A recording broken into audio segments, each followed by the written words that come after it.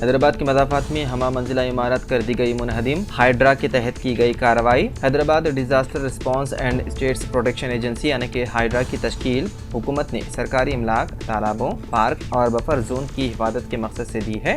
वज़ीर आला रेवंत रेड्डी खुद इसके चेयरमैन हैं। हुकूमत ने सीनियर IPS रंगानाथ को इस इदारे का कमिश्नर मुकर्रर किया है। हाइड्रा की जानिब से गैर कानूनी तामीरात के खिलाफ कार्रवाई पहले ही शुरू कर दी गई है। ताज़ा तौर पर आज ज़िले मेरचल के बाचुपल्ली एरागुंटा इलाके में ज़ेर तामीर हमा मंजिला इमारत को मुनहदिम कर दिया गया।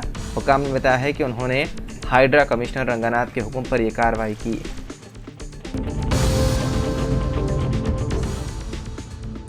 जुमेरात को अमरपेट में अली कैफ़े के करीब एक पेंटिंग कंपनी में ज़बरदस्त आग लग गई। हादसे में कंपनी में काम करने वाली खातून जख्मी हो गई, जिसे बगैर इलाज करीबी अस्पताल मुंतकिल किया गया। इतला मिलते ही मुकामी पुलिस और फायर ब्रिगेड ने मौके पर पहुंचकर कड़ी मशक्क़त के बाद आग पर काबू पा लिया।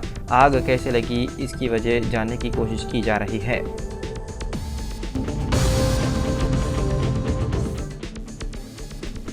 तेलंगाना के वज़ीर आला रेवंत रेड्डी 17 अगस्त को दिल्ली का करेंगे दौरा। रेवंत रेड्डी सरमाकारी को राग़िब करने के लिए अमेरिका और फिर जनूबी कोरिया के दौरे के बाद 17 अगस्त को दिल्ली का दौरा करेंगे। ज़राए के मुताबिक कौमी दारुल-हुकूमत में उनकी मुलाकात कांग्रेस की आला क़ियादत से होगी। रियासती काबीना में तोसी, नए प्रदेश कांग्रेस के सदर के इंतखाब, नामजद ओहदों को पुर करने और दीगर उमूर पर वो आला लीडरों से मुलाकात करते हुए तबादला ख्याल करेंगे। साथ ही रियासत की ताज़ा सियासी सूरत हाल पर भी की जाएगी बातचीत।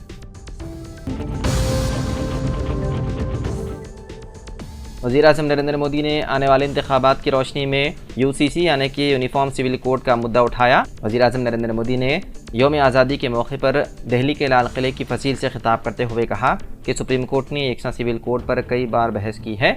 मुल्क का एक बड़ा तबका ये मानता है कि सिविल कोड फ़िरका वाराना है। इसमें भी सच्चाई है।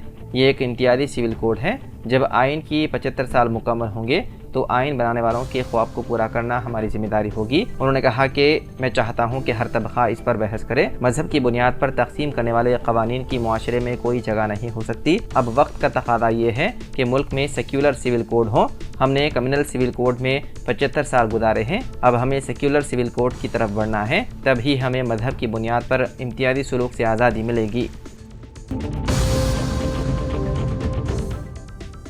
हैदराबाद के Nizam institutes of medical and science यानी कि NIMS के डॉक्टरों ने जुमेरात 15 अगस्त को हेल्थ केयर वर्कर्स के लिए सेंट्रल प्रोटेक्शन एक्ट यानी कि CPA का मुतालबा किया। 9 अगस्त को मगरबी बंगाल के कोलकाता के सरकारी RG कार मेडिकल अस्पताल में NIMS अस्पताल के रिहायशी डॉक्टरों की एक बड़ी तादाद ने खातून डॉक्टरों के साथ इजहार एकजहती के लिए एक मार्च निकाला।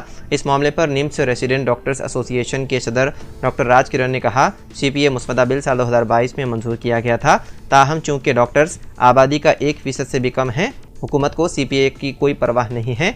ऐसे मसाइल के लिए सिर्फ मरकज़ ज़िम्मेदार नहीं, रियासती हुकूमत को भी अपनी ज़िम्मेदारी अदा करनी चाहिए। हम मुतालबा करते हैं कि CPA को जल्द अज जल्द लागू किया जाए। इस वाक़े के तनादिर में हुकूमत को अगले चंद हफ्तों में इस एक्ट को नाफिज करना चाहिए। RDA सदर राज किरण ने कहा, जब एक डॉक्टर की ज़िंदगी महफूज हो जाती है तो इससे बहुत से दूसरे लोगों को फ़ायदा पहुँच सकता है, इसलिए हुकूमत को इस पर जल्द अमल करना चाहिए।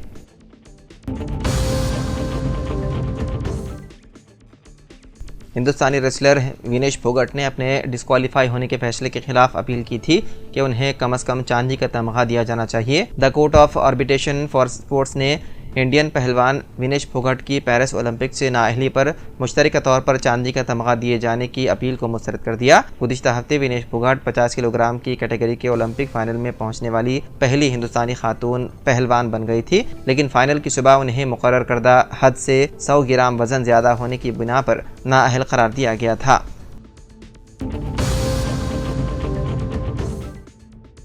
तेलंगाना के वज़ीर आला रेवंत रेड्डी ने हिंदुस्तान की 78वीं यौम आज़ादी के मौके पर जुमेरात को हैदराबाद के गोलकुंडा किले में कौमी परचम लहराया। इससे कबल उन्होंने सिकंदराबाद परेड ग्राउंड में शहदा की यादगार पर फूल चढ़ाते हुए फौजियों को खिराज अक़ीदत पेश किया। यौम आज़ादी के मौके पर रेवंत रेड्डी ने कहा कि आज हम सब के लिए वो दिन है जब हमने बरतानवी ग़ुलामी के तौक़ को तोड़ा और आज़ादी की हवा में सांस ली। ये दिन हमारे मुल्क की तारीख़ में सुनहरे हरूफ में लिखा जाना चाहिए, क्योंकि हम फ़ख्र से अपनी कौम का परचम लहराते हैं। इस त्यौहार पर हिंदुस्तान के तमाम लोगों को यौम आज़ादी की मुबारकबाद पेश की।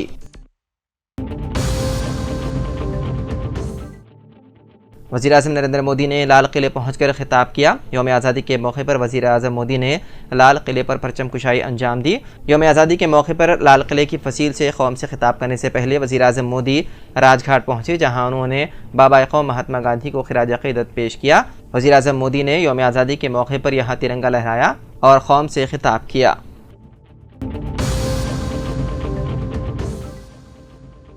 रियासत कर्नाटक के दारुल-हुकूमत बेंगलुरु में प्रेशर कुकर धमाके से फट पड़ा, जिसके नतीजे में एक शख्स की मौत हो गई, वहीं दूसरा जख्मी हो गया। यह वाक़या जेपी नगर इलाके में उडुपी उपहार रेस्टोरेंट के करीब पेश आया। महलूक और जख्मी दोनों का ताल्लुक रियासत उत्तर प्रदेश से बताया गया है। एक जख्मी शख्स इस वक्त अस्पताल में देर इलाज है। बताया गया है कि समीर और मोहसिन नामी शख्स एक इमारत की टेरिस पर वाक़ कमरे में किराए से मुक़ीम थे। पकवान के दौरान अचानक प्रेशर कुकर धमाके से फट पड़ा, जिसके नतीजे में वो दोनों शदीद तौर पर जख्मी हो गए। वहीं घर के पूरे सामान को नुकसान पहुँचा। पुलिस प्रेशर कुकर के फट पड़ने के हादसे की तहक़ीक़ात कर रही है।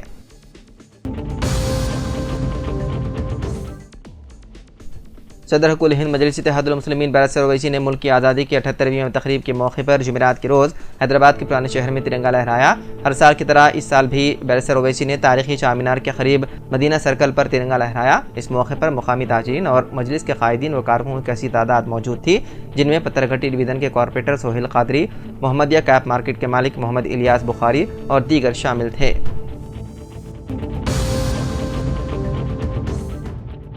सुप्रीम कोर्ट ने गवर्नर कोटे से MLCs के इंतखाब पर तेलंगाना हाई कोर्ट की जानिब से दिए गए अहकाम पर रोक लगा दी है, जिससे तेलंगाना हुकूमत की जानिब से सिफारिश करदा 2 उम्मीदवारों प्रोफेसर कोदंडराम और सहाफ़ी आमिर अली खान साहब के इंतखाब की राहें हमवार हो गई। जस्टिस विक्रमनाथ की ज़ेर क़ियादत अदालत उज़्मा की बेंच ने ताहुकुम सानी इस रोक पर अमल की हिदायत दी। रियासत के असर अपोजिशन BRS के लीडरान D श्रवण और K सत्यनारायण ने सुप्रीम कोर्ट में दरख्वास्त दाखिल करते हुए चैलेंज करते हुए कहा था कि उनकी तकर्री को नज़रअंदाज करके गवर्नर कोटे से नए MLCs का इंतखाब किया गया।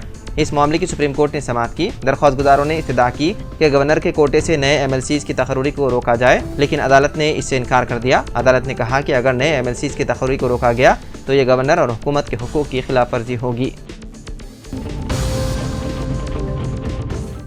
अक़लियती तलबा की फ़ीस रिम्बर्समेंट बकायाजात की आइंदा माह इजराई। तेलंगाना की कांग्रेस हुकूमत अक़लियती इदारों की हर मुमकिन मदद करते हुए उन्हें मुस्तहकम करेगी और अक़लियती प्रोफेशनल कॉलेजेस के फ़ीस रिम्बर्समेंट बकायाजात जल्द जारी किए जाएंगे।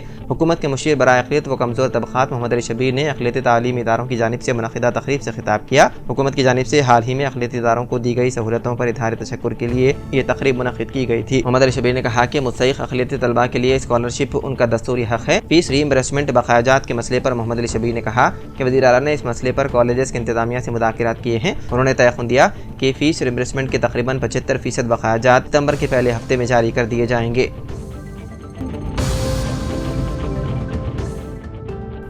कांग्रेस ने पार्टी के सीनियर लीडर अभिषेक मनु सिंघवी को तेलंगाना से राज्यसभा इंतखाबात के लिए पार्टी उम्मीदवार बनाया है। Congress general secretary KC Venugopal ने कहा है कि पार्टी सदर मल्लिकार्जुन खड़गे ने अभिषेक मनु सिंघवी की उम्मीदवारी को मंजूरी दे दी है। उन्होंने बताया कि मनु सिंघवी तेलंगाना से राज्यसभा ज़िमनी इंतखाब में पार्टी के उम्मीदवार होंगे। इस नशिस्त पर 3 सितंबर को ज़िमनी इंतखाबात होने हैं। कांग्रेस ने उन्हें गुज़िश्ता बार हिमाचल प्रदेश से राज्यसभा के ज़िमनी इंतखाब में खड़ा किया था, लेकिन वो इलेक्शन हार गए थे।